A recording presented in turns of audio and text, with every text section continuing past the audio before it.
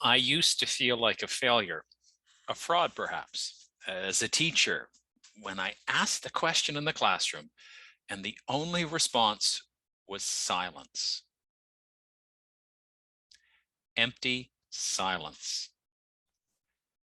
Now I'm learning to embrace silence as a companion as I learn to teach with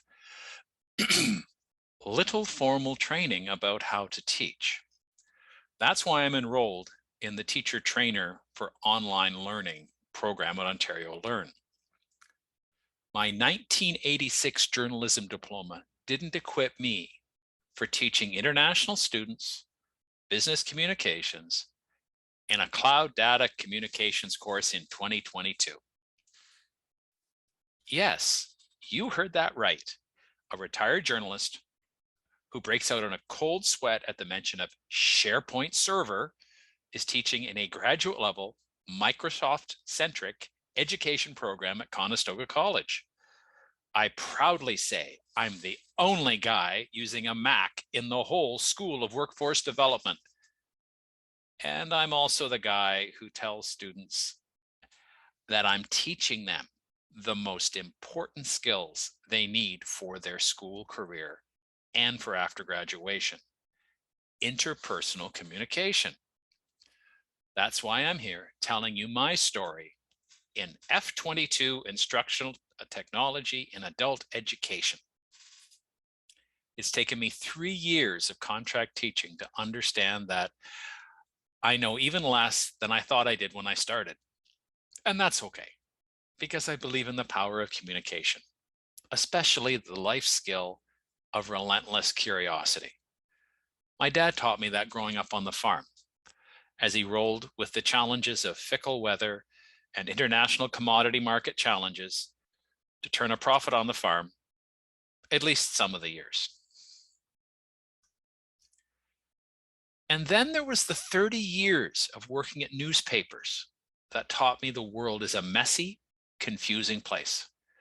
There are no right answers, just, well, probably the best you can do in the moment. Fingers crossed. I left my journalism job in 2016 before it left me. But I wonder if the journalist hasn't left me. Now I'm having a blast teaching adult students how to learn, how to find work in Canada. These are students coming halfway around the world to a place that's got lousy weather, lousy food, and everybody talks with a funny accent, eh? I've been told by a fellow faculty from India that I do, indeed, have the worst English accent she's ever heard. Go figure. But more importantly, it's something I thanked her for telling me. It was something I needed to know.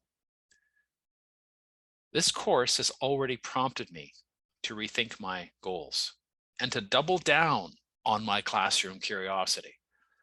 I feel good finding ways to help students practice and learn critical communication skills, skills they need in their Canadian career. I feel good helping soon-to-be Canadians consider loving my country as much as I do. Since this is a course about instructional technology, I better come clean. I've long since looked askance at all the glitz and spotlights on new technology, especially how every new technology promises to solve all the problems of the past, and then they create their own challenges and dangers. Social media. I'm looking for this course to help me winnow through all the shiny tech and hyperbole, to help me pick the right tools to help students find their own way to success in navigating new cultures and career challenges. I'm looking for tactical technical skills I can use immediately as I remake, again, my course into a new iteration of online delivery this semester. I'm looking for skills and tips for my toolbox when my classes return to real life, maybe next semester after 2 years. And I find things are not exactly, well, sort of like what I remember. And I'm looking for skills to help me stay relevant and employable for as long as possible before artificial intelligence and machine learning replace me as professor. Yes, I am trying to stay ahead of Elon Musk's next project, the self-driving spaceflight capable professor. I laughed when I reviewed Tony Bates' list of skills needed for the digital age.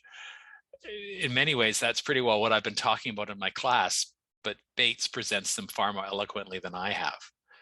Communication skills, check. I don't have all the answers, but I do attempt to look good as I scrounge around looking for them. Students respond to this humility so far. They even laugh at my jokes sometimes. Independent learning? Well, somewhat. I guess I'm modeling it.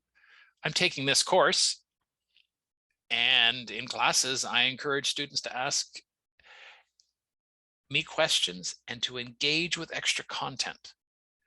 I ask them to share their personal stories. I start every class with an Ask Me Anything section. Yeah, I even got questions about Canadian politics. I don't like recording those classes. Ethics and responsibility. I'm still human, and I remind students they are still human too. I ask them if they like being used for their data on social media. And my class polls actually do show that most students are worried. I know that if you're not paying for the service, you're the product. I tell that to students. I get them to think about it.